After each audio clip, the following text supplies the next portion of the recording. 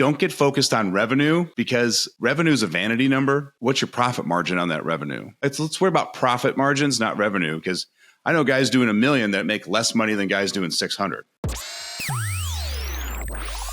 What's happening, Skid Steer Nation? I find it ironic that we launched this episode on Wednesdays, and our guest today is Mike. And if you remember the old commercials, Mike, what day is it? It's fucking hump day. Sorry for swearing, in case you have kids in the truck with you. Got a little excited there. Anyway, guys, thanks so much for tuning in this week's episode. I'm really excited. We got Mike McQueston. He owns a company called Moneybrook Enterprises. He's in Massachusetts, and he's been in business now for 3 going on 4 years. He's got quite a unique past until he got up to this point. We're going to dig in and really hear his story and dive deep into a couple topics that I'm really excited to today. But before I get Mike on the show, I got to remind all you guys, it's the Skid Steer Nation podcast. It's brought to you by none other than skidsteernation.com, your home for high-quality American-made attachments, buckets, graders, stump grinders, tree pullers, land levelers, augers. List goes on, all made right here in the great United States of America. All come with fantastic warranties. We've done the research, so you don't have to. If you see it on the website, you know it's built to your standards. Also want to remind all of you, too, that if you are owning a business currently and you're thinking about ramping up and getting ready for 2026, head over to getthrottledup.com. We can talk to you about how our services for marketing can help take you from where you're at to the next level. Whether you're at $250,000 a year, $1 million a year, $5 million a year, we have helped numerous companies in different ranges go to that next level. In fact, my good friend Lucas up in Vermont this year, he did more than 100% growth with a 8-year-old business. So it's possible. It's just can't do it yourself. Find the help, whether it's marketing or whatever else. But if it is for marketing, head over to getthrottledup.com, book a call. You'll literally speak to me on the sales call. If nothing else, you'll leave with some good, valuable information. Now, enough of the ads. So, Mike McQueston, thank you so much for joining the podcast today, man. Oh, thanks for having me. Yeah. And we're just going to tell the audience up front, if you're watching this on YouTube or the video on Spotify, Mike's actually working at a landfill today, and he had to drive around for a little while to go find a spot with just enough service. So if his video's a little shaky or blurry from time to time, blame it on good old Verizon. That's right. Yeah. Hey, real quick. You're sitting in a truck, it looks like. What's one thing that you will not leave the house or go to a job site without in your truck? For me, honestly, it's probably Gorilla Tape. Gorilla Tape. I love it. Yep. Yeah. A lot of the work I do in landfills, you have methane wells and pipes and all kinds of stuff. And if you bump one, sometimes it loosens the connection. And they're all different sizes. They're all different brands of pipe and fittings. So you never have the right one with you. But if you have Gorilla Tape, you can seal it up enough to go get the right part. I love it, man. Yeah. That's a great thing. You know, a lot of guys will talk about, flashlight, power drill, this, that, but like Gorilla Tape, I think that's, yeah. I mean, keep it simple. I've already swore once on the show, so I'm not going to do it again. But when I was a kid, I think the saying in my house was, if you can't duck it, talking about duct tape, right? Exactly. Correct. So yeah, I think Gorilla Tape's great to have in the truck. Man, I'm just curious, we're no spring chickens. You started this just a couple years ago. What was your career path, and what was the final straw that broke the camel's back to take the plunge in 2022 and go start this business? Well, it's kind of a culmination of things over a lot of years. I always wanted to have my own business after doing kind of a similar thing that I do now for someone else in high school. And he just wasn't busy enough to keep me busy, so I ended up getting laid off. In the meantime of getting laid off, I ended up, my girlfriend was pregnant, so I was like, well, time to find a real job. So I actually went to a concrete company, and I spent 16 years there doing everything from driving to driver training, plant maintenance, all kinds of stuff. And it was too much. It was to the point where you're putting in 74 to 80 hours a week. At the time when I left there, I had 4 children now that were all fairly young, and I wasn't seeing them at all. So I ended up taking a municipal job thinking, oh, this is going to be great. 5 minutes from home, 4-day work weeks, 40 hours a week. Well, pay cut kind of stinks, but my wife was making decent money at the time, and that just was not the calling for me. What was it about municipalities that wasn't your calling? Well, when I first started, it was fine. I showed up at 6:30, we worked 6:30 to 4:30, 4 days a week. And then the foreman got fired. And they said, hey, you have a lot of supervisory experience, with 30 plus people. And why don't you take it? And then it turned into, the phone ringing 7 days a week. And kind of the same reason I left the concrete company was all over again, except this time it was much less pay. So yeah. I said, you know what? I said, I had a lot of people telling me for years who owned their own business. I used to help them out on the weekends, running equipment and whatnot. And they're like, man, you should do this full time. So I took the plunge in the middle of winter. My wife said, go for it, go buy an excavator. So I bought a mini excavator and a little dump truck that one of my landscape buddies was getting rid of for fairly short money. And it started from there. I went about 4 months doing that part-time, a year and 4 months, I guess. And then I went in the municipality and I quit. And they said, well, we can't find any help. So if you work with us, we'll work for you. Just work a half a week and, give us what you can and you can do your own thing. Well, that lasted a year and they still hadn't advertised my job. And I said, all right, this is enough. I gotta go. It was too much. It was 7 days a week, phone always ringing. I said, this is exactly what I didn't want. I wanted to be able to spend more time with my kids and my family, and it wasn't working that way. Yeah. That's crazy. So the landfill thing, you talking about like having the gorilla tape and you're actually on site with one now. Do you do a lot of landfill work? And like, what does that entail? Because I got the impression that you were doing a lot more grading, brush cutting, mulching. So I am. I kind of do both. I'm in the process of kind of shifting my business, trying to figure out which direction I want to go, because in our market up here, I hate to say it on a podcast, but there's kind of a shortage of people who do small jobs and unique things. There's a lot of big guys and there's a lot of real small guys, and there's a lot of people not a lot of people that want to do the in-between stuff. Yep. And for the last few years, I've been doing a lot of dirt work.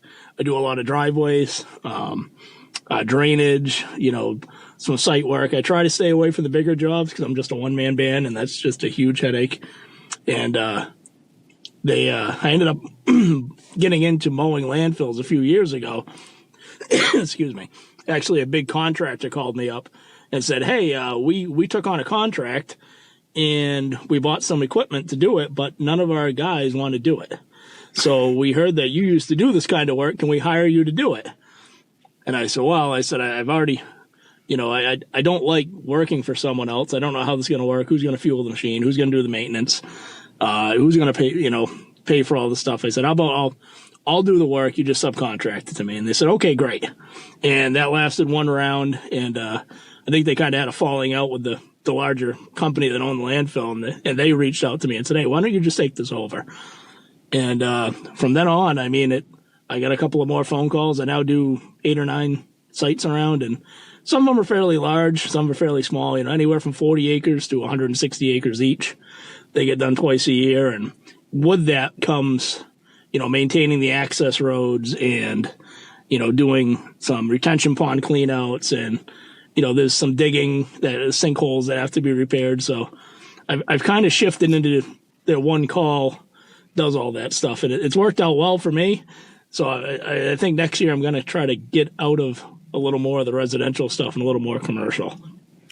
I love that. From my perspective, I love it for 2 reasons, right? One, it's recession proof, because I don't care what the economy is doing. Landfills are a necessity. Correct. So you're always going to have that work. Those roads need to be graded because the trucks every day come in and out, and the grass isn't going to stop growing.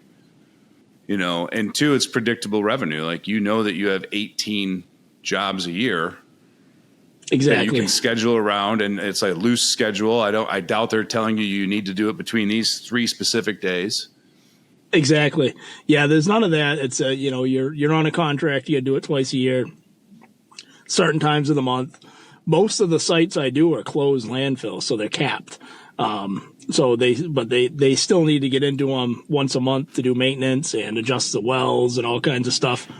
So the issue I'm having is the guy who did them before for a lot of previous years did the bare minimum. He wasn't doing any cleanup. He wasn't doing any of the road maintenance. So we've been trying to pick a site a year to go in and really do some serious brush removal and like the riprap, the drainage swales, and fix the roads, fix the access going into them. It gets quite costly and quite time consuming doing it all yourself. Yeah. And I'm always in different locations. If I'm close to home, I know enough people with trucks and people who will help. And when I get 2.5, 3 hours from my house, finding trucks to haul material or finding different sites is a little challenging. Because all these places want a bid price. They don't want just time and material, which I don't like doing anyway. And so you got to do a lot of research before you throw them a price. Because in my state, it's kind of a bougie first half of the state towards the ocean, and then you get kind of out where we are, where it takes a minimum 3 acres to build on and whatnot. It's a lot more rural, and the pricing varies greatly. I bet. On everything. Yeah, well, I mean, let's be honest. Price is a perception of value. Exactly. Right. Yep. At the end of the day, that's all price really is. Like, I don't care if you sell a truck for $10,000 or $100,000. If the guy that buys it thinks he's getting a great value. Yep. That's exactly. That's the You're whole selling thing. value. You're not selling. Right. With higher pricing, though, like in those bougie areas, comes a higher level of expectations in what done looks like, though. Correct. And I think that's where a lot of guys get confused. It's kind of nice on one hand, commercial clients as a landfill, they're not super picky. However, you get into some places and, they really have to keep it looking nice from the road or else the town cracks down on them. Like, hey, we don't want to see this from our development that we just put in on the backside of your landfill that no one could see for the last 30 years, but now we can see it. Right. So we have one site that's been a challenge. They actually put in a development with about 40 houses that wraps around the backside of the landfill, and no one's cared about it for 30 years, but now all of a sudden there's 40 houses that can see it from their backyard, and they get calls constantly. So we're trying to clean that one up. And I always laugh at that, though, Mike, because it's like, wait, you knew the landfill was there when you bought the property. When you knew it was there when you developed it, you knew it was there when you sold it. The guy that bought it knew it was there, and now it's the landfill's problem. Got it. Yep, that's what happens. Squeaky wheel gets the grease. These people keep calling, and always, eventually they want to do something about it. Yep. So as these contracts are growing and you're getting, expanding a little bit and getting into that commercial, is your goal to stay as a one-man band and keep it small and simple, or do you have expansion plans? That's kind of I'm at the point right now where I've been having a lot of battles with that in my own head. I enjoy being by myself. However, I know I can be a lot more productive with some help.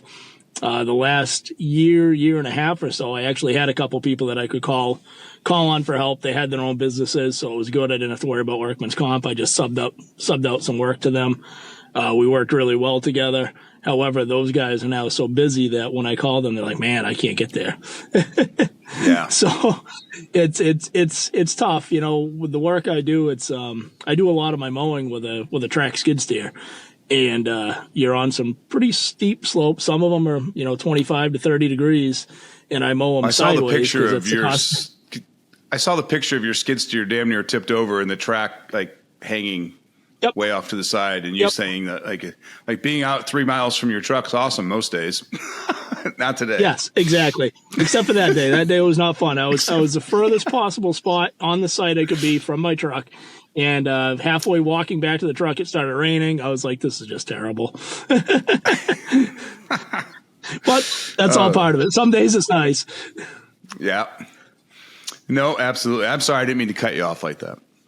Oh, no, you're good. You're good. I have a tendency to trail. But you also have, did I see you have a remote control slope mower also? So I'm in the process of purchasing one because I really need it. I've been renting them when I need them for the last couple of years. And the rental companies around me, there's only a couple that have them. And they're running into the same problem everybody does. When you rent equipment, it comes back destroyed. So half the time I'll get on a schedule, where I know where I'm on site. So I'll book the rental. And when I comes time, hey, I'm going to need it, next week. I'll pick it up on Tuesday. Well, the last guy's keeping it for 2 weeks. Or, well, it came back and it's destroyed. And we really need a month to fix it because the parts are coming from Italy. So I've been looking around. I need to purchase one myself because I keep getting phone calls for work that really you shouldn't be doing with the skid steer. And right. I really don't want to do it by hand. Yeah. No, I hear Yeah. So you. currently Exactly I've on been that. renting on my, I'm trying to, do a little cost analysis on, how much I can afford to spend for the amount I'm going to use it. First couple of years I was in business, I was like, oh, that piece of equipment, that attachment's cool. Let's buy it. And then my wife would step on my, hopes and dreams a little bit and be like, whoa, wait a minute. We don't need any more payments. And she was usually the voice of reason that reeled me in a little bit on quite a few purchases.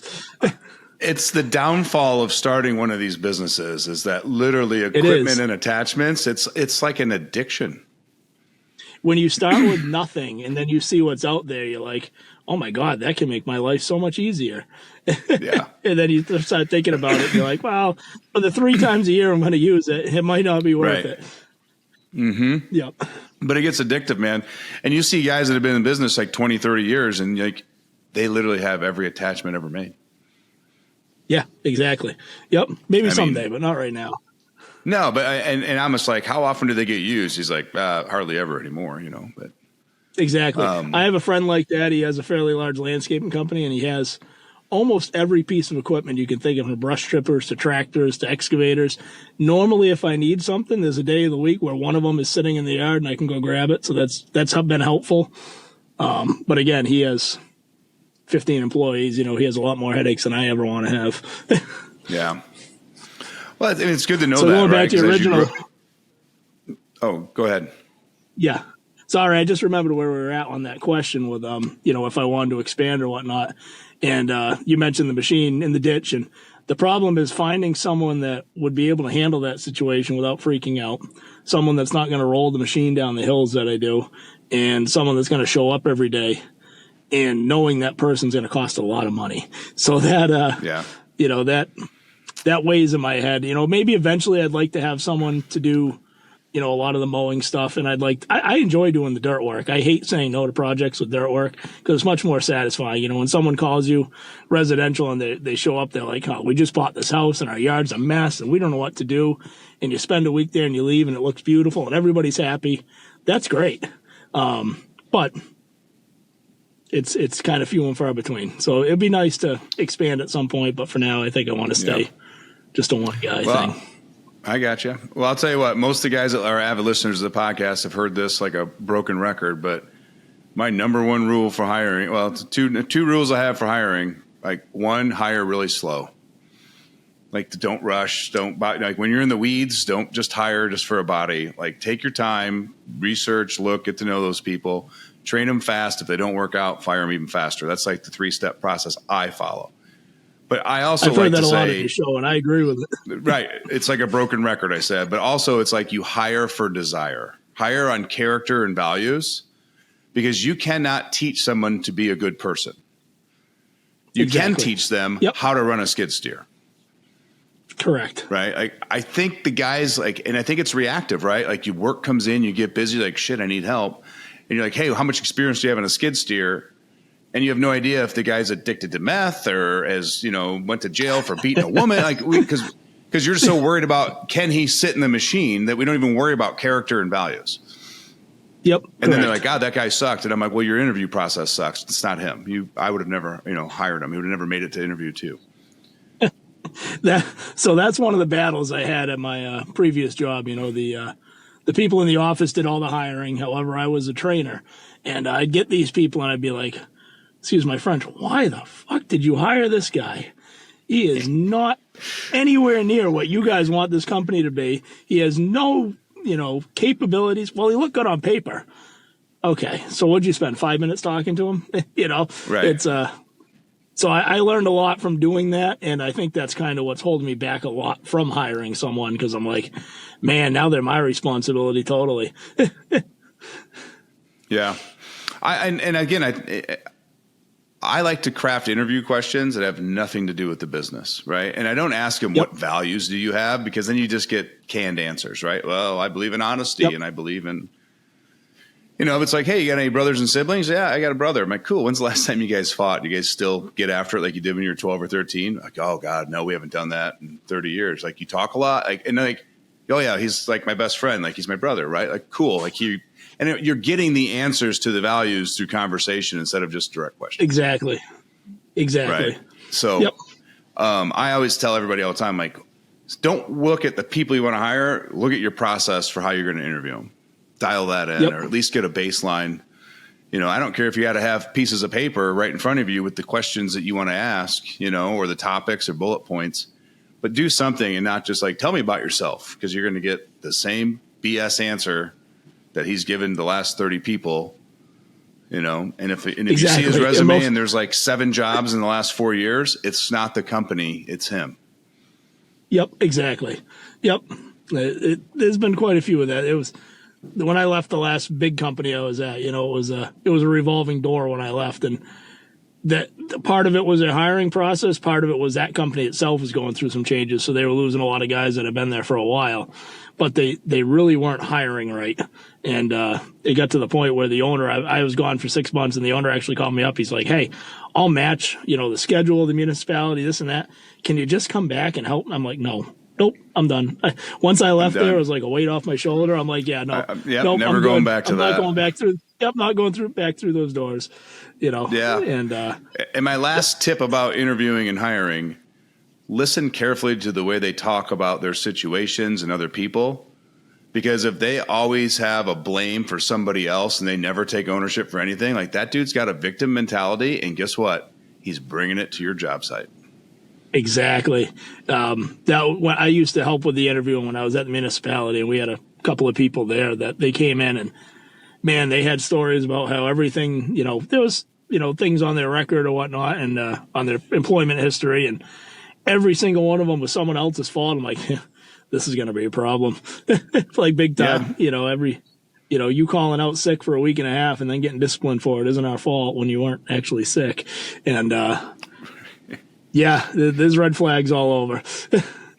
Yeah, and again, that's where I like to say just hire slow, because if you just slow down, take a breath, and go through an actual process and like write out your process, make it be 2 interviews, right?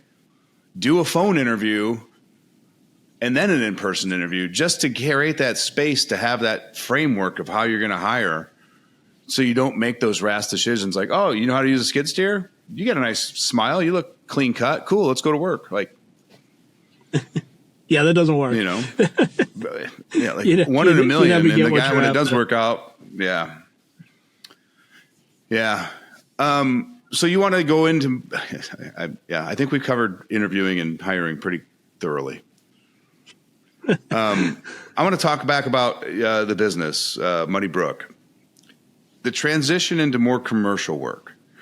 Are you looking for more landfills, or are you looking for just more commercial contracts, maintenance? Like where do you envision that growth happening next year? That's something I've been thinking about the last few years. I've kind of, like this year especially, I went into this year with just no plan other than to stay busy. My wife's been a nurse for years, and she decided to go back to school and finish her nursing degree this year. So she spent like the last 12 months in school full time. So that was a good chunk of income loss. So from this business becoming a new business and not necessarily a hobby, but something I was just reinvesting everything I made back into, to wow, all of a sudden I have to change the tune on it and start covering all the bills. So this year was kind of I should have went into it with more of a plan. I didn't. It just luck turned out that it's been a very busy year and a very good year. But I really decided, next year I need to take this winter and sit down and come up with more of a business plan, because that's something I've never done before. And, it's something that needs to be done. With that becomes a decision of which direction I want it to go. Yeah. And that's, I love hearing you say that. In fact, I just did this, I think it was a week ago or a week and a half ago.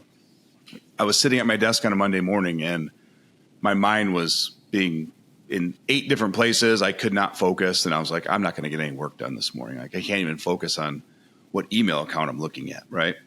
So I just kind of like turned the computer off and got out pen and paper and started writing it all out. And then I typed it all up. But like, I literally wrote out the 2026. I don't know if you guys can read that in the video. It says Ryan Deemer 2026 vision and roadmap. So like, I built out, and it's not much, right? It's 4 or 5 bullet points. It's the big things. It's the ones, it's the needle movers, I call them, right? Like, don't get focused on revenue, because revenue is a vanity number. Like, what's your profit margin on that revenue? Like, that's what we get. Let's worry about profit margins, not revenue. Because I know guys doing $1 million that make less money than guys doing 600. Right. But again, like so I got some things for me personally. That's one of the things I look at with growth. Right. But I've got some things for me personally, because if I'm not running at an optimal level, how the hell can my businesses run at an optimal level? So I always start with me first. So like my sleep schedule's miserable. So I'm making it a very big focus to get 7 hours, be in bed by a certain time, stop, binging television late at night, because I'm just like, I'm just trying to relax from a long day. My fitness has got to be, get back on point, lose a couple pounds, stay fit there. And then like, I want to be mindfulness. Like, I don't care if I don't need to like meditate and be like a yoga going home, but I want to find 5 to 10 minutes where I can just sit in peace and not be distracted and not feel like I'm being pulled by social media or television or a text message or an email. I just want to be able to like breathe. And if I end up meditating, cool. If I don't care. But I just want to find a little bit of space every day in the middle of the day. Like for me, I'm like, I'm going to walk the dog. That's a great way to get my mindfulness, right? Like, and then I just got like big 4 or 5 goals for every business. And I kind of broke them out by quarter, like where I want to be to like make a roadmap. And it's nothing fancy, right? So like the marketing business, by the end of the year, we want to have a delegation plan and a lot of the standard operating procedures completed, so team members know what to do and how to do it.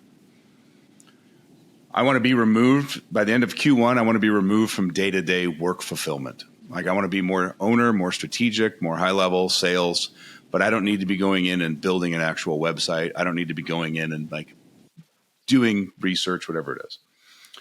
By Q2, Q3, the team runs completely on operations. And like if I went away for 2 months, it'd be a hiccup. It wouldn't be a huge road bump. And then by the end of the year, I want to have like my dashboard built out so that in a glance of an eye, I can see clients, metrics, revenue, expenses, data, and all that. Like, and that's literally all I wrote down for the marketing business. Like, it's not a long laundry list. If I get those 4 things done, everything else will get done, right? These are the needle movers. Exactly. It's pinpoint goals that you want to hit. Yeah. So I just tell guys all the time, they're like, I got to build a business plan and a roadmap. I'm like, you already do this every day. You've already got gut feelings, right? Like, focus on your profit margins, focus on getting really damn good at estimating, and like reviewing those estimates and job something costing. That takes time. It does, right? I recommend guys, especially because estimating can be emotional. I don't know about you, Mike, but like, is there times that you want to submit an estimate like, God, that's a high number? Or there's many times, especially. So, I mean, as far as estimating goes, it's mainly the residential stuff. When someone comes to me with a big project and, you sit down, you do the time it's going to take and the material and everything, and you come back with this number. Sometimes you're like, oh boy, I don't think this person has the money and I really want to help them. Then you start looking at where you can cut things. And this is something I did the last couple of years. You start looking at where you can cut things and, what really doesn't have to be done, what could be done at another time, or if you start breaking the project down into sections, if they, want to do certain sections. And it gets emotional sometimes because you feel bad for, people. Like I had a client last year who bought a house. And I used to do real estate too part-time, so I kind of understand that side of it. And they bought this house, and they were told that all this stuff was done and all kinds of stuff outside. And, they got there and they had their first rainstorm. The basement flooded and half the driveway washed out because, they had the driveway fixed before they bought the house, but no one compacted it. And it washed all down in the road. And then they had the town cleaning up the driveway that was in the road. And, I gave this poor lady a number, and she's like, oh, well, it's more than double what I thought it would cost. And I went back and there was some I could cut out of it and some I really couldn't. And, we just decided to do the bare minimum. We went in and fixed it. And I reached out to her this year. I said, hey, do you want to finish that project? And again, she was like, oh, well, I changed jobs and I don't have any income. And it's tough. You feel bad for people because, they need something done. But at the same time, you're in this for a business that you have to watch the profit. Because if you go start doing jobs for free, your business isn't going to last. Yeah. I mean, changing scope of work is 100%, in my opinion, acceptable, right? like phasing a project out or cutting pieces out to get into budget, but like just reducing the number or not knowing your numbers so that like you have to do that. So we're actually going through this exercise with a couple of guys that I'm consulting right now, but like they're going through and figuring out what their machine utilization is and their hourly rates are for that machine ownership. By adding in depreciation off the loan, like we're getting granular on that, figuring out like what monthly, like if your machine, if you didn't move your truck for 30 days, you still have expenses for the business, insurance, cell phone, internet. Like what are those hard numbers? Are you building an overhead number to put in every estimate? Because you can just take that number, divide it by 20 work days, and boom, this is your cost of overhead per every work. And that's something I just recently learned to do, which I never did before, but I knew last winter going into the winter. My wife was done work. I actually had to sit down and do a cost analysis of my business and what it was, because New England winter, you don't know if you're going to be able to work or not. And it really opened my eyes to, wow, I maybe have a few more payments than I should, to get through the winter and whatnot. And, luckily we made it, and I knew what number I had to have in the bank to make it through the winter, and it was good. And I picked up a couple of snow plowing accounts so that, we had some snow that helped. But, doing that in December was definitely something I should have done in August, or even when I first started the business. Yeah. But it's been a journey for sure. There's a lot of things to it that you don't realize. Well, you're going into what I consider the greatest gift excavation companies get, and that's called wintertime. Because 80 to 90% of your competitors are just going to like hang out, relax, go hunting, maybe take a vacation. And then in the spring, they're going to be like, shit, I need customers. But right now, the companies that I work with, I'm like, if you do not utilize these 90 days in the winter to dial in, like review all of your frameworks and processes. How quickly do I get customers called back when they call, text, email? Like, how do I improve that? How many estimates did I go do that were like not a good fit? Well, how can I ask better questions on the phone before I actually spend my time to go drive out there? Like how many follow-ups did I do on my estimates and what was my close rate? Well, what if I followed up 2 more times? Like what would my close, like this is the time of year to do that because you're not distracted by all the work. Yeah, so luckily with my little bit of sales, you walk into spring and like, with a little bit of sales background from real estate, I knew that was going to be an issue. So I kind of took last winter and, if I plowed for 2 days straight, I took a day and rested. And then if I didn't have anything to do, I sat myself down and figured out, my biggest advertising thing is Facebook. It's a great advertiser. You pay for a couple of ads. They're fairly inexpensive. I actually booked my entire year this year by March. Just by running some ads, making some phone calls like, hey, I know you had a project that you wanted to do. I have some openings this year. Do you want me to come out and do an estimate? It's tough doing estimates for dirt work if there's snow on the ground, but you can get a general idea of it, or you wait till March to give them the price. But, I was fortunate enough where I knew I had enough of time to do my advertising in the winter when everyone else was sitting around. And it worked out good this year. 100%. All summer long, any call I got, I was like, I can't get to you. I'm sorry. And I had a few people that waited. I had a few that moved on to those guys that had no work and would do it, but that's okay. But yeah, it's the best time to figure out your estimates, like build templates so you can reduce time on doing them out if you're not using a software. Like there's so many things. And like, guys, if you're listening, there's something burning inside of you that you wish was different in your business, whether it's your hiring process, your estimating. I don't know. It doesn't matter what it is. That's what you start with this winter. Fix it. Yep. One thing at a time. Don't try to fix everything. One thing at a time. Improve it and move on to the next one. But there's something inside all of us that's like, God, if I could fix this one thing, I think my life would feel a lot easier. Don't be the guy that goes and fixes all the little things and leaves that alone because it's a big project. Like just eat the elephant and get in on that thing. Yep. So that's my big project right now is trying to balance work and family and whatnot. This year has just been hectic. My wife and I sat down a couple weeks ago and we're like, where did this year go? She was trying to pick up work while she was in school. I worked last Sunday just because it was the only time I had to get out and get a couple of small jobs done in between, starting some other commercial stuff this week. And we're like, you know what? Next year, we're not doing this. We're gonna have a schedule. We're gonna, cut back on some of the kids' sports. We got 4 kids, so it's constant running around. And we're like, we really need to not overexert ourselves, because what looks good on paper when you're actually doing it are sometimes two different things. Yeah. And we referenced this book in the podcast a couple weeks ago already, but like Dan Martell has that book called Buy Back Your Time. Great book. Recommend reading it. If you're not a reader, here's the number one takeaway. I'm going to buy it this winter. The number one takeaway I took from that thing, though, is like, sit down this winter and literally put on the calendar your personal stuff, your vacations, the events for the kid. Like, if it's on a calendar, you figure out a way to make it work, right? Like, you could be all get out crazy busy, but if like your nephew's getting married and it's the hectiest time of the, you'll figure out how to get to the wedding because it becomes the priority, right? So like basically it's like prioritize your personal life within reason, but like how many times have you said, hey, we're taking a vacation this year, and next thing you know it's November and you're like, I worked so much we never took a vacation.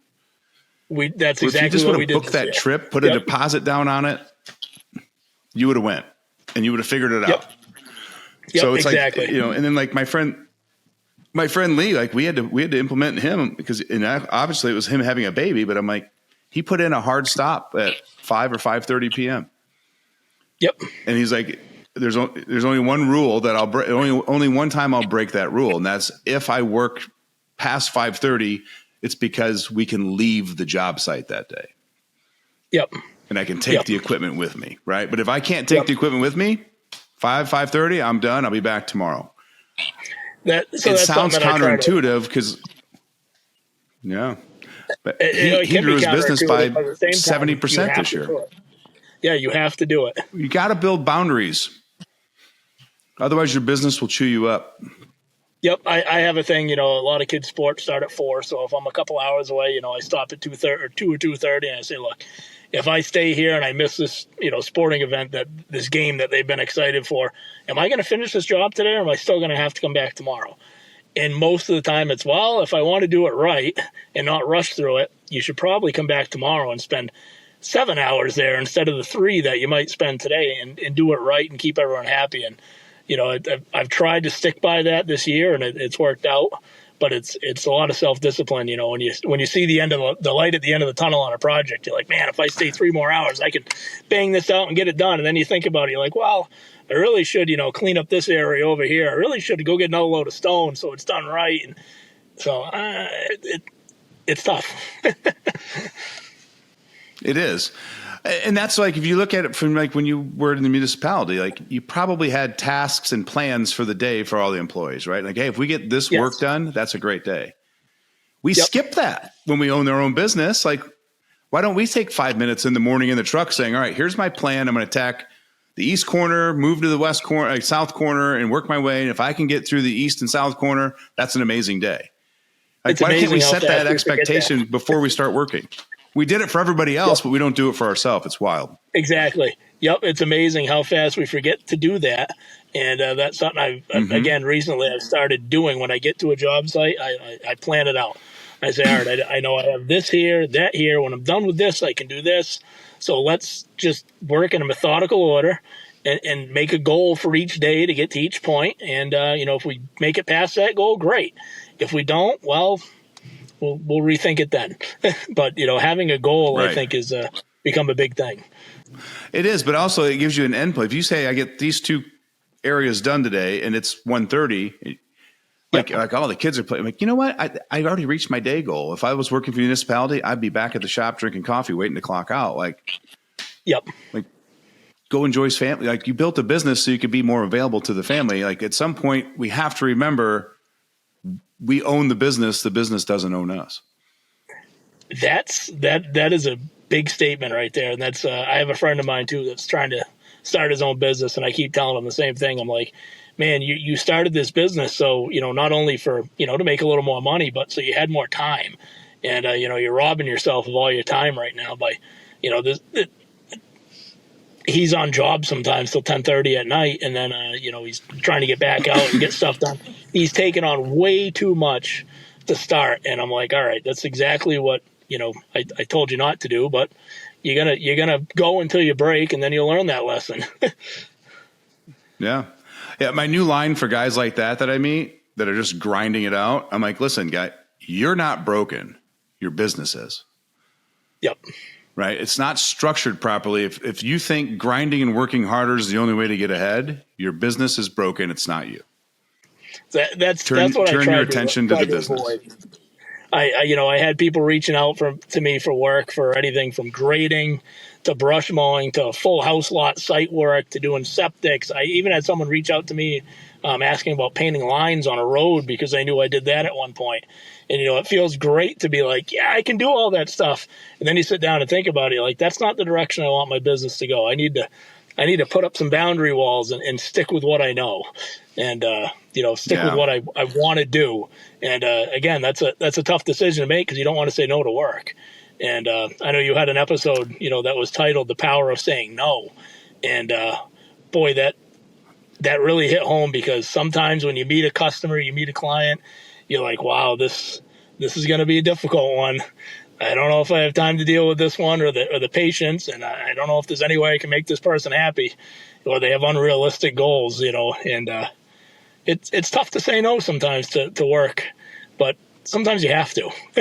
It's not worth it for you to try to do it. Right. It is. And if you have that framework in place of like what's a yes and what's a no, and like you're mentally going through that, whether it be the type of job it is or the type of customer it is, the reason I love frameworks so much is because if you build them at your desk in the middle of a Sunday afternoon, you're not emotionally attached to anything. Right. Yep. So now you can lean on the fact that you built what's best for you and remove the emotion of the other person. Because that emotion will always make you say yes, and it always bites you in the ass.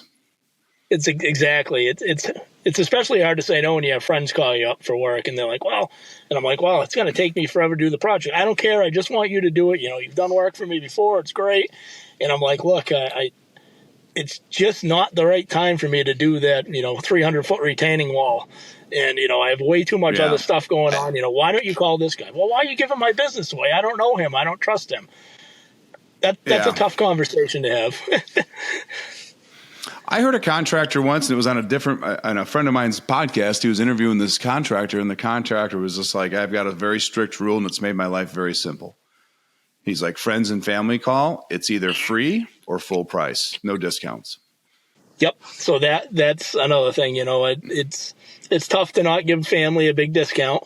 But same thing, you either do it for free or they pay what everyone else pays. And some friends of mine, or a couple of close friends of mine, are also, business owners. One's a mechanic, one does carpentry or whatnot. And we all work with each other, for each other when we need help. But we have the same rule when we call, there's no discounts. This is the price, we all hire each other because we want to hire each other and we know each other knows what they're doing.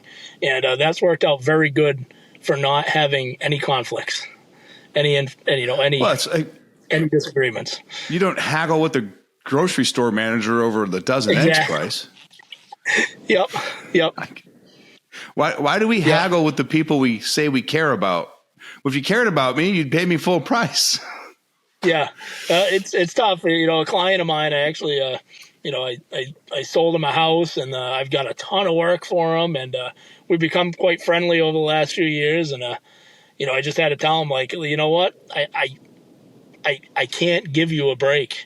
I'm busy. I'm growing my business. Every amount of time I spend, here is away from another client. And he didn't take it very well at first, but he called me last week for some other stuff, so I guess he got over it. They're angry because they're not getting what they want. If you give them a little bit of time, they usually calm down. Yep. I'm glad you touched on that because I think that's one of the things a lot of contractors don't think about, right?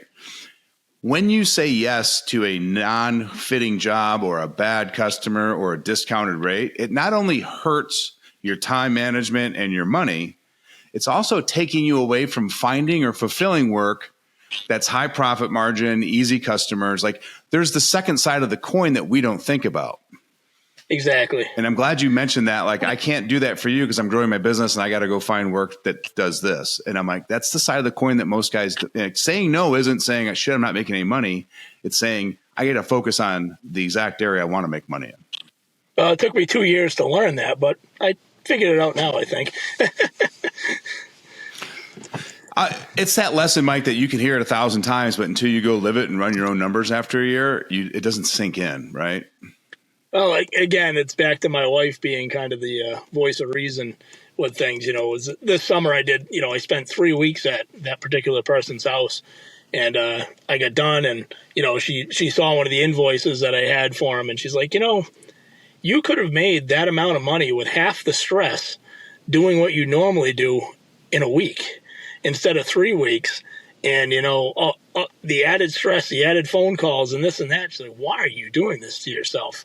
And that was kind of a turning point. I had to look at it from a different perspective of, I'm not just helping out a friend. I now lost 2 weeks on my schedule and 2 weeks worth of revenue for something that I really didn't want to do in the first place. Yeah. Good for you for having your wife to be that 30,000 foot view. Because, you get caught in the forest. You can't see all of it, but every once in a while But you know what I mean? Like, we get so busy fulfilling work or getting in the business that we can't see the forest through the trees. Exactly. And you got to have somebody that has that 30,000 foot view to go, hey, you're way off track. Like, you're not even on the right path. Yeah. And she always starts the conversation with, don't be mad at me for saying this. I know you're going to be mad at me for a little while, but this is how I see it. And sometimes it takes me a day or two to come around. I'm like, you know what? That's right. I wasn't thinking about the big picture here. I had tunnel vision on, buying this piece of equipment or doing this or doing that. And that's not the direction I want to go. Yeah. And I've had that same conversation with a lot of guys. And I just built out a framework and I'm starting to introduce it to a couple guys to test it and all that. But like, whether you keep all your money in one bank account or you want to separate it, it's like, I think you should have 4 buckets. You should be taking, and if you can't do the full amounts, just start with something to get the habit of doing it. But you've got your operating account, which is typically around 50% of your revenue, in my opinion. It might be 60, might be 65. If it's 65, 70, you're estimating wrong. Go look at your estimates, right? I think you should be putting 20% into an owner pay bucket separate from your distributions and stop taking money last. You should be taking 15%, putting into a bucket for taxes because that shit's coming. Mm-hmm. And then building like a 10% or more of an emergency fund account. Like, I would, get it so you have 3 to 6 months operating revenue. And that's not meant for the winter. That's meant for permanent. And if you need it, times are slow, you're good, right? But like, getting into that habit, even if it's 2% for the emergency fund, 1% for taxes, and 5% for it's the habit of separating it, whether it be on a spreadsheet or actual bank accounts. Because if you see a bank account with $100,000 in it, like, man, we're flush. Well, guess what, man? You got $90,000 in material and machine payments and insurance coming due and quarterly taxes. You don't have $100,000. And by separating it out, you have better visibility on where your money actually goes. Yeah. Again, that's one of the things they don't tell you when you start a business, all those things that you just mentioned, that, you didn't have to worry about retirement. You didn't have to worry about, your health insurance. You didn't have to worry about any of that stuff when you work for someone else because you don't see it. When you go out on your own, you're like, oh, this is great. I just, I made $6,000 last week. Well, when you sit down and think about it, you made $800. It's eye opening when you actually sit down. You don't have a business. You have a job with a lot of overhead. Exactly. And that, I did that my first year full time. I think that was kind of what I was doing. I was paying myself last and thinking everything was great. And then at the end of the year, when I sat down and did my taxes and whatnot, I'm like, wow, I actually didn't make very much money. I spent a lot of money and I had a lot of gross, but it all went in one hand and out the other. And I was like, wow, okay, we need to restructure this a little bit and think about what I'm doing. Yeah. And I think that's why so many businesses hit that glass ceiling, whether it's at, I've met guys that hit glass ceiling at 125,000 a year. I've met them that hit it at $500,000 a year. And I've met them at, the glass ceiling is the glass ceiling, but it's because they get into that growth mode or like paying yourself last and the business is more important than me. And then you get on that hamster wheel and it's just, the money never makes sense. And it's because you're not planning, separating and preparing. You can't just go buy $150,000 piece of equipment. If you don't unless the accountant's like, I'm doing the numbers, you need to buy that, right? But most guys are just like, hey, I got money in the bank account. I'm gonna go buy that. It's going to be $3,000 a month. I can afford that. Well, you can afford it right now. What happens in 6 months? Exactly. Yeah, that's a learning curve that I've hit fairly hard. It's tough because there's some equipment that you need. Right now I'm running just a skid steer and a mini excavator, and if I need something else, I rent it. And rental prices aren't cheap, but when you sit down and do the math, which I started doing, write it down, and 12-month cost and how much you're actually going to use it, I think I'll just keep renting a lot of that equipment for now. Unless there's something that I really need, and it's eye opening. It's the step that most guys don't take, right? They go, man, I rented that remote control mower 5 times last year. I'm just going to buy one. Yeah, but the cost of rental was half of what the payment structure would have been, and I had no maintenance, no insurance, no liability. Like same thing. I purchased a new skid steer last year, and I was leasing one, and it was to the point where I'm like, all right, I'm spending a lot of money on leasing, so I actually sat down and said, all right, what do I have for work that I know I can do every year with it, and the work that I knew I could do every year with it would more than cover the payments. And I'm like, all right, then any other work that I do with it is bonus. So I'm like, all right, that was worth it. There was another piece of equipment I was looking at. It wasn't a piece of equipment. It was a newer 1-ton dump truck I looked at, and I'm like, man, that is so nice. I'd love to have that. And then I sat down and said, it's not really going to make me any money. It's just going to be a really expensive, nice showpiece to show up to the job in. And that's not a good decision. And it was tough saying no to it, but you had to do it. Good for you. I'm so anti-dump truck unless it's an absolute necessity for your specific business. Yeah, spending years so working many guys on heavy like, hey, I bought a dump truck. I want to start mixers. offering hauling services. And I'm like, you're going to go broke because you're not in logistics. Nope. You're an excavating company. Yep. Nope. I drove truck for years. Like I said, at the concrete company, I worked on them. I know that, the municipality, I did all the mechanic work there. And every once in a while, I get on a big dirt job. I'm like, man, I wish I had my own dump truck because, finding people up here, it's fairly busy, and finding people to do your trucking is kind of a logistical nightmare. And I'm like, man, it'd be nice to have my own truck. And then you sit down and you think about the insurance and the maintenance and the fuel, and you're like, it's not worth it. I'll just keep renting one. 100%. I agree. I'm very few cases can you talk me into buying a dump truck's a good idea. Yep. I have my small 1-ton. It's just an F350. I put some heavier springs in it. For small jobs, it can get in and out and do what it needs. If I need something bigger, I call someone else, or I rent one and run it myself. And then when it's done, I give it back. Yeah. I have guys will be like, hey, I think I'm going to buy this dump truck. And I'm like, why? And they can say, I've rented a dump truck this many times, or I've had to call a guy for a load this many times for my projects. I'm also going to convert it into the work truck and put the skid steer inside the dump truck when it's empty. I'm like, go buy it. Yeah. Right. But the guy's like, because I could use it for some jobs, and then when I'm not using it, I could rent it out or lease it out. And I'm like, it's a hard no. Yeah. If you're going to use it all the time for yourself, it's worth it. If you have the work for it, like you said, if you're going to use it to move your equipment around and this and that, which someday I'd like to get a little heavier truck where I can put both machines on one trailer to move to a job site. It'd be easier. But at the same time, the registrations, the cost of, you buy something cheap, you're putting $30,000 into it to make it, what you want it to be going down the road. It's like, pump the brakes, go slow. When I get to the point where I need it, then I'll do it. It's hard making that call because you get all excited about new stuff. You do. And that's the emotional. We keep talking about emotions, right? Like we cut our price. Yep. It's funny because we'll cut our price to customers based on emotion, but we'll overspend on our business because of emotion. Exactly. It's very easy to do. It's easy to walk into a dealership and buy a new piece of equipment or a new truck, and then you got to figure out how to pay for it. That's the tough part in the end. Yeah, and I know a lot of guys, and this isn't just a specific person, it's anyone across the country. Like they'll be like, oh, I just bought this new dump trailer, I just bought this new truck, or I just bought this new attachment. And I'll talk to them 60, 90 days later, and I'm like, how's that trailer? Oh, we already sold it. I'm like, you did no planning. Like you just thought you needed it and went out and bought it, and then you sold it for a 30% haircut. Like he's like, yeah. I'm like, a little bit of planning on it with just a smidge, but it told you it was a good or bad idea. You would have realized you really didn't need it that bad. Right. Oh man. Let's talk about something on a high note. I feel like we've been Sounds bashing. good. There's a lot of negatives, but yeah, there's a lot of highs. Yeah, I kind of feel like we've been negative, even though we haven't been. But like internally, I feel that way. So, how old are the kids? Let's see. We got 9, 12, 14, and my oldest is going to be 18 in a week. Oh, that's awesome, man. Fun Yeah, range. You can play with all of them.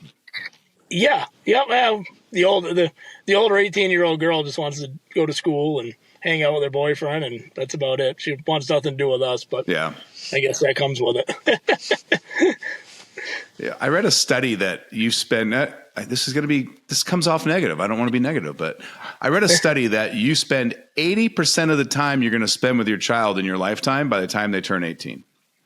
That I believe it, because she hit about 17 and a half. We don't see her as much as we'd like to. She still lives at home and will for a while. She's still in her senior year of high school, but she's got big college plans and wants to go into the military and whatnot. So we know, once July comes, we're not going to see her very much. And it's tough. Yeah. And again, that's part of the reason, once that reality hit, I kind of realized, I can't spend all my time working. And, we're trying to, make that percentage a little bit better, I guess, by doing some fun things in the future with the kids. But again, it comes down to planning. Mm-hmm. I like your idea of Yeah. putting your dates in hard set to work around for your vacations. And I think we're going to try that next year. When I read it, I'm like, it's so simple. I feel stupid for not thinking about that in advance. Yep. Yeah. You think you have all these years with your kids after, but they get once they're gone, they get their own lives. Yeah. Yeah. Yeah. But again, that turned negative on us. Yeah. So. I mean, back to that time with your parents and stuff. They're like, it was the silver lining for me was that I had the ability to like take care of my parents when they got to the final year of their life, because the business could operate 90% without me and I could just touch point with it. But I spent more time with my dad the last 9 months he was alive than I did the 20 years previous. Isn't that crazy? It's crazy, but I was with him 5 that. days a week for 9 months. Yep.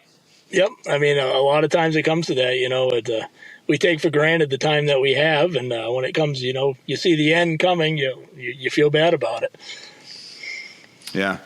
Jesse Itzler, he's got some great books. It's like Living with a Seal, Living with a Monk. I highly recommend if you want a good humorous read. This guy invited David Goggins to live with him before anyone in the world knew who David Goggins was. And it's like just a story of this month, and it's the best book ever, Living with a Seal. But he did the math. He's like, all right, average age is 75. 80, he said 80 years old. He's like, my parents are 69 years old. So I've got 11 more years that I know I'm going to be able to see him. I see him. And he's like, I only see him twice a year. He's like, fuck, I'm only going to see my parents 22 more times before they die. And it sounds depressing, but then he's like, I also use it as the motivator to now see them 4 times a year minimum. Because I did not accept that I was only going to see him 22 times. So I love doing that math sometimes, because then it forces you to go, no, I'm going to prioritize visiting my mom, my aunt, or, whoever it is that you don't see very much. Yeah, it's sad when you think about that. And again, going back to business, that's part of the reason we started our own business, to have more time to do things like that. A couple of weeks ago, I've been trying to get my kids down fishing. We like to ocean fish, and the timing has not worked out. And they had a half a day of school on a Wednesday. And my father's retired; he's getting older, so I try to get them to spend as much time together as they can. And he recently lived a couple hours away. We just got him to move back up by all of us. And I called him up. I said, look, Wednesday we're going fishing. I said, the weather's supposed to suck. It's going to be wet, cold, and rainy, but it's the only time we got. We're going to go and make the best we can of it. And at the end of the day, we didn't catch anything. We got soaking wet and cold and everything else. But me and my 2 boys and my father, we all spent 10 hours together, and we had a great day. And, those are the things that we need to do more of. Well, Mike, in 15 years from now, when you go, remember that time we went fishing with Grandpa? They're going to be like, which one? Because if it was sunny and you caught a few fish, it's just not memorable. They're like, oh, you mean that day you took us for 10 hours in the rain and we didn't catch a damn thing that day? Like, those are the memories that we'll remember. I love those. Yep. We're going to try to make some more of those in the next couple of years. But again, that's, part of being, if I worked for someone else, I would have been able to be like, all right, I'm taking a random Wednesday off. I'll work another day to make up for it. But that's the freedom we look for. And I mean, I hear a lot of people say, getting rich isn't just about money. It's about, having time to do things. And I'm a big believer in that now. I've kind of been able to change my vision on it in the last few years. And I really think it's something everyone needs to Everybody focus I know on. that's like, yeah, everybody I know that's extremely wealthy, and I mean like never have to worry about money wealthy. Same regret. It was what they had to sacrifice to get it. Yep. And they'd be like, I'd rather have half as much money and have more time with the family 15 years ago. Like he's like, it just wasn't worth the trade-off. Yep. I try to surround myself with like-minded people. So I talk to quite a few business owners, a few times a week or whatnot, in the same industry or a similar industry. And someone else I talk to quite a bit, he's got this big business. He has a ton of employees, a ton of equipment, but he works 7 days a week, 8 to 14-hour days. There's nights he gets home at 9:00 at night. He's back at his shop at 6 a.m. I'm like, what are you doing? Why are you doing this to yourself? Is it worth it? And always the answer is, well, no, but I feel like I have to. And it's tough because, they might be making a lot of money, but they're missing out on a lot of things. Yeah. No, and it's true. I mean, if you watch that guy on YouTube that goes around like asking people like in hospice what their biggest regrets in life are, I'm not talking like people that know they're dying in the next month. Like they're like, I remember like what my dad looked like that last month, and he was just like, this is the end of the road. Like, they just know. Everybody had the same issue, like everybody, right? I was so focused on work. I thought work was going to make me who I became, and I didn't realize I was sacrificing who I was, or I shouldn't have taken that. I didn't take that trip or spend my time or go hear my daughter. And it's never about, I wish I had another $1 million. Money's never brought up. Yeah. Yep. Nope. I agree 100%. Everyone I talk to has the same opinion. Money is always the last thing you think about at the end. So, I mean, it really comes down to, you need to teach yourself to live life while you can. Yeah. I always thought it was funny because like as a baby, we have to wear a diaper. We need people to take care of us. We got to be fed. We don't even know what the concept of money is. We grow and then we get fixated on money. And at the end of our life, we're right back to wearing a diaper, somebody feeding us, and we don't care about money. Like it's a full circle, man. It really is. It really is. What you do in between is up to you. Yeah. But like, just like, hey, keep it real, right? Like, hey, work this hard, but know that in 30 years, you're not going to give a shit about money. And you're going to be more concerned about, these are wet. Can somebody help me change them? Right? Like we're going right back to where we started.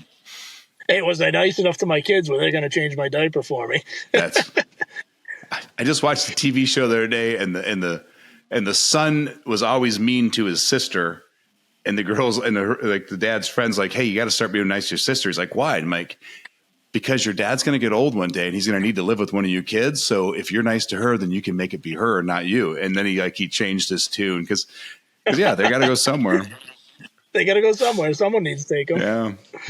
Yeah, we don't have any children, so I always joke that we spoiled the bejesus out of our nephews because I know I'm going to need someone to take care of me when I'm older. There you go. Perfect. That's a smart move. Hey, Uncle Ryan was always nice to me. He can live with me. Yeah. That's the goal anyway. Plan 2 is to make enough money I don't run out of it and have to live in a state facility, and I can actually pay someone to take care of me. But we'll see. Ah, there you go. That's a better plan, I think. That might be a little more foolproof. If I get to the point where we're running out of money, I'll just be like, hey, I'm going to go for a hike today. And be like, oh, I didn't see that cliff. Sorry. There you go. I'm out. Oh, man. Do you have big plans for the holidays, Mike? No, not this year. Like I said, my wife's in school full time. She's finishing up in December. So we normally, Thanksgiving or whatnot, we go to my father's and my stepbrothers and everybody come. But my stepmother, she just found out her brother has lung cancer, so she's spending her time with him. So we're probably going to do Thanksgiving at our house, and then Christmas, we used to run around everywhere with the kids. In the last few years, we said, you know what, Christmas, we're staying home. If you guys want to come to our house, the door's open. Other than that, we're not leaving.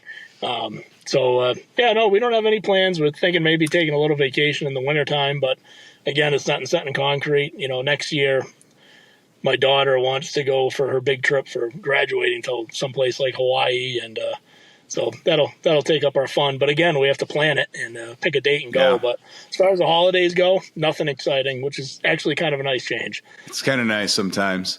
Hey, real quick on Christmas, when you switch that to going everywhere to being like, we're staying home, if you want to come here, how many people come to your house? Actually, we everyone who wants to be there shows up. They didn't have a problem with it. They all understood. We got a little gripe from one set of the grandparents because they were the ones that went overboard on presents, and we had to take 2 cars to their house because we had 4 kids. One for the cars, one for the kids, one for the presents, and we finally said, no way, we're not doing this anymore. The kids are old enough. We everyone at home, and we really didn't get too much flack on it, and it's worked out very well. People come and go as they please throughout the day. We make some food, and that's it. Yeah. The reason why I asked that question was because it's the same thing we were just talking about in your business, right? Like what you basically did was you said no, and it didn't break the family dynamic. It's just like in your business. You can say no, it's not going to break your business. That's something going back to what we were talking about, separating emotions from what, needs to be done. And honestly, saying no on Christmas was probably the turning point where we realized, okay, we can say no every once in a while, and it's not going to change the whole world. It just might make our life a lot easier. And, you got to pick and choose where you say no, but it's the truth. Sometimes you just you got to make it easier. I think you're backwards, Mike. I think you're backwards. You got to pick and choose where you say yes. No should be the automatic default answer. I like that. I like that vision. Yeah, that's better. Yeah, because most people are like, hey, can you help me do this? No. I can't. No. It's an automatic no, yeah. See, on the contrary, I usually say yes, and then I think about it. I'm like, wow, I might have said yes. I should have said no. Yeah, I should have said no. Which is if you make no the automatic answer, then you got to talk yourself into saying yes. That's a good point. Instead of the other way, then if you're calling it back saying yes, I can do that, you don't feel bad. You make them oh sweet, you're in, awesome. Instead of hey, I'm not doing that. Well, you're the bad guy. Exactly. Yeah, I was planning on. That's a good point. So. Maybe I have that backwards. Yep. Oh man, hey, I don't want to take up your whole day. I know it's Friday and you've got to get some work done still today and get back to the family at home. I can't thank you enough, Mike, for taking the hour and a half out of your day today to have the wonderful conversation with me. I truly enjoyed it. I hope the audience really enjoys it. I think what you're going through and the way you've grown your business and the maturation of it, I think it resonates with a lot of business owners, whether the ones that were where you were in 22, the ones that are where you're at now, or the ones that passed that, looking back going, I know exactly where Mike's at. I was there 3 years ago. Exactly. So like I said, I have a lot of friends. I talk to a lot of business owners, and I tell every one of them, before you go out on your own, call some of us, because we're going to, we have no problem. I know myself, some people are a little, competitive and whatnot, but a lot of people that I talk to, we will tell you, that what we went through, what we struggled with, what we have a hard time with still, what our plan is. And, I'm not afraid to help the next guy, because there's work out there for everybody. And, I would rather make friends in this business than enemies. And it's tough sometimes to talk about, but I tell everyone, if you don't know, ask the questions. Call someone who might know, and most of the time they're going to have no problem explaining it to you. Yep, you're absolutely right. And the guys that are out there that are worried about helping their competitors get so good, like, share the framework, don't share your secret sauce. Like, teach them how to make the Big Mac, just don't tell them how to make the sauce. Yep. I tell you, I don't want to change the subject again, but you go back to that picture I had posted of the skid steer up on its side with the track off and, miles from the nearest road and whatnot. I actually got 4 phone calls when I posted that. I had already fixed the machine, but I got 4 phone calls from competitors from that area that I was working in. Hey man, I got a service truck. I can send it to you right now. Do you need anything? If you're ever out this way, here's my information. It was honestly so humbling to, have those business owners call and offer help. And it was really nice. People that I didn't even know followed my page, that I'd never even heard of, got my cell phone number off my business page, and they called me right up. Hey, do you need help? I'm the next town over. I can come help you. And that was really great to hear. Yeah, I think that's one thing, and I hammer it home all the time too, right? Like people get so frustrated that their post only got 2 shares or 7 likes or 1 comment. Like it's like I feel like I'm doing it for nothing. The people that actually care about you and they're going to hire you or help you like that, they ain't commenting, they ain't liking, but they're watching. They're Keep watching. doing it. Yep. They're watching. They're watching. I mean, somehow over the last couple of years, my Facebook page has, I think, 1,500 followers, which for a small business, I don't think is too bad. I don't know half those people. They haven't been my clients, but they all see those posts, and a bunch of them that called me that day were amongst that quiet audience that I didn't even know were watching. And I made a couple of good contacts just from those interactions. And, it's, I know it's been a little bit of a negative interview, but I also try to share. I don't want to just share the sunny days in the business side. I try to share all of it. If I have a day where the track falls off or things aren't just going right or a project isn't going right, it's hard, but I'll still Mike, post that's those why pictures people follow you because they know it's authentic. Yeah, that's what I try to do. We are in the age. There's so many influencers and so many digital creators that we are literally in the age of authenticity. And if you can't sniff out, you can sniff out bullshit, people ain't watching it. Yeah, exactly. Yep. So yeah, it was just that was a post that I was surprised got how much interaction, and it was all positive. It was great. Like I said, it was very humbling to hear these people call and be like, "Hey man, I've been following you. You need a hand? I'm right there for you." And I made a couple of great contacts. One of them, which I utilized this year, I called him up. I said, "Hey, I'm stuck on a job. He's got like 4 or 5 guys. I'm like, can you send me a guy in a machine? Yeah. When do you need him? He'll be right there. And he called me for some advice on something else a few weeks ago, and it's building a network. And sometimes you don't realize how big your network is until you need it. Some people are the other way. They wish they had a bigger network, and they don't. Yeah, and the cheeky little sayings are just because they're memorable, right? But like your network is your net worth. Like, yes, exactly. If you know who to call, I get a lot of messages and a lot of phone calls for, hey, I know this isn't the type of thing that you do, but do you know someone that I could call for it? And most of the time I can go through the thousands of contacts on my phone and find someone that can help them. And that right there, I think, goes a long ways. Yeah, it's huge because people call with a problem, whether it's the grass needs mowed at the landfill or the drainage in the front. Like it's a problem and they're looking for a solution. Yep. And I tell people all the time, even if you don't do the work, if you give them the company that will or the recommendation, you still solve their problem. It's still valuable. They still look at you as a trusted authority. Exactly. Just because you didn't make money off them, you earn their trust and you help them. And I mean, honestly, they'll call you the next time too.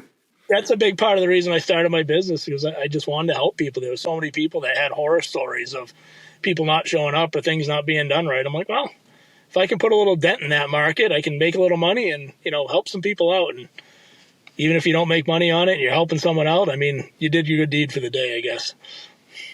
Well, don't do too many of those good deeds. You'll be out of business. I try not to. Oh, man. Mike, is there anything you want to wrap up with?